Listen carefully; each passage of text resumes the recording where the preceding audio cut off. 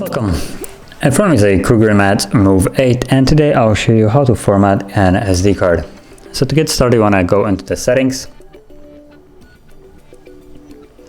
From settings, choose storage. And you should find your SD card. So for me it's the SanDisk. Tap on it.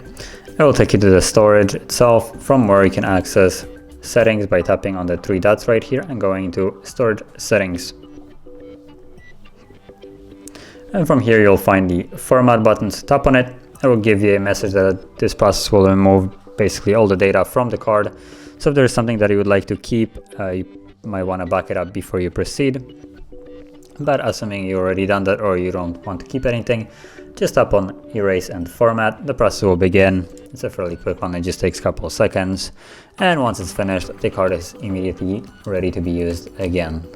So like now, it's completely finished. So if you found this video helpful, don't forget to hit like, subscribe, and thanks for watching.